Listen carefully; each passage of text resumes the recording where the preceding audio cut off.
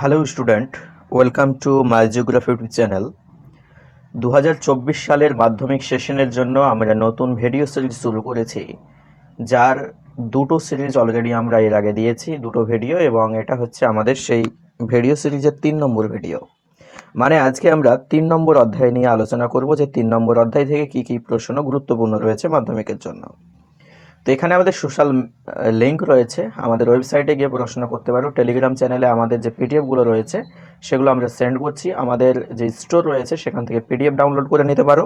YouTube channel আমাদের রয়েছে, এবং ফেসবুক পেজে গিয়েও আমাদের সাথে সাক্ষাৎ করতে পারো, এবং যে ইমেল রয়েছে এর মাধ্যমে তোমরা আমাদের সাথে কন্ট্যাক্ট করতে পারো যা কিছু প্রবলেম রয়েছে তার উপরে।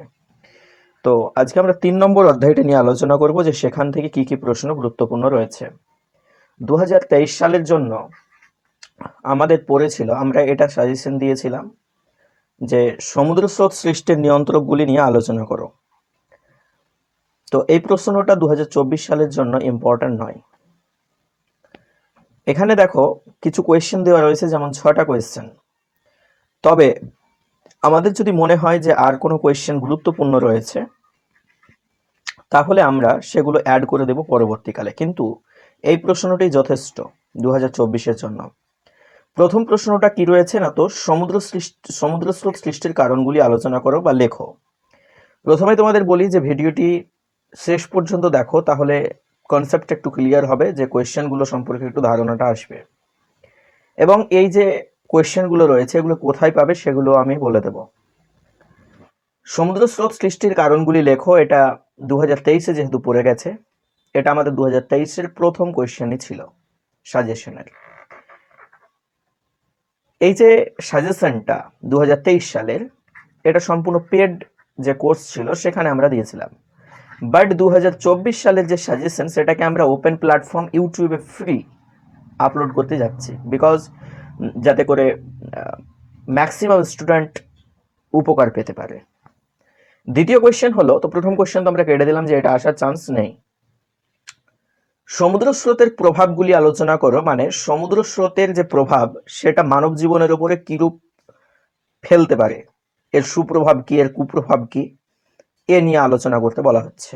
অথবা সেম কোয়েশ্চেন, মানব জীবনের ওপর সমুদ্র স্রোতের প্রভাব কি কি। তো প্রভাব, মানব জীবনের ওপর প্রভাব, মোটামুটি একই রকমের কোয়েশ্চেন, তবে কয়েকটা পয়েন্ট, মোটামুটি দুটো পয়েন্ট হেরফের হবে। জোয়ার ভাটা সৃষ্টির কারণগুলি লেখো, এবং জোয়ার ভাটার সুবিধা এবং অসুবিধাগুলো কি কি। Important question. জোয়ার ভাটার সৃষ্টি হয় কিভাবে, এর প্রক্রিয়াগুলি লেখো। মানব জীবনে জোয়ার ভাটার প্রভাব আলোচনা করো।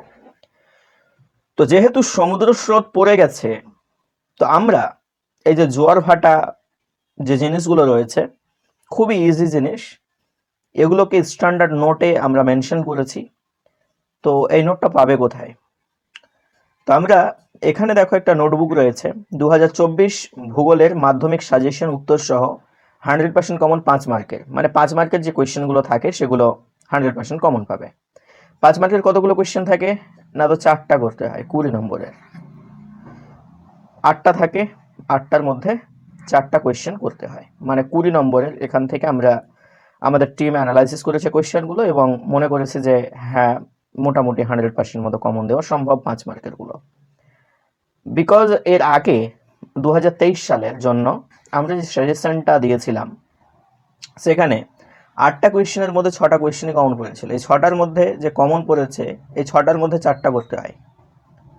তার মানে দেখো, যদি 4টায় আমরা দিতাম তাহলে হয়তো 100% পড়তো, কিন্তু আমরা 6টাই কমন দিতে পেরেছিলাম। তার মানে মোটামুটি 150%-এর মতোই হচ্ছে। যাই হোক, তো এরপরে যে কোয়েশ্চেনগুলো অ্যাড হবে, যদি মনে হয়, আমাদের আশা করছি আর কোয়েশ্চেন অ্যাড হবে না, যদি মনে হয় যে হ্যাঁ কোয়েশ্চেন অ্যাড হবে, তাহলে এগুলো কোথায় পাবে?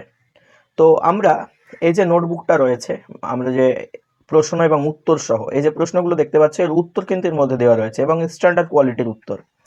তো এটার মধ্যে আমরা অ্যাড করব, এর মধ্যে একটা আপডেট পেজ রয়েছে। আপডেট পেজে ক্লিক করলে পারেই যেগুলো আমরা নতুন কিছু অ্যাড করব সেগুলো এখানে চলে আসবে। এবার এখানে দেখো, আমরা 5 মার্ক লিখে রেখেছি ঠিকই, কিন্তু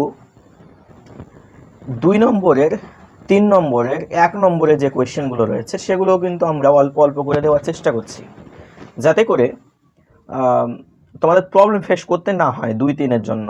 তো এগুলো নিয়েও আমাদের কাজ চলছে, তবে বিশেষত আমরা 5 মার্ককে ফোকাস করেছি, যে 5 মার্কের আমরা পুরোটা কমন দেওয়ার চেষ্টা করছি, এবং এই যে ধীরে ধীরে 2 নম্বর 3 নম্বর এগুলো আমরা কিন্তু আপডেটের কাজ চলছে আমাদের। তো আর দেরি করো না, যাও, আমি এই কমেন্ট বক্সে এবং ডেসক্রিপশন বক্স 2 জায়গাতে আমি লিঙ্ক দিয়ে দেবো এই নোটবুকের, এটা তোমরা ডাউনলোড করে নিতে পারো।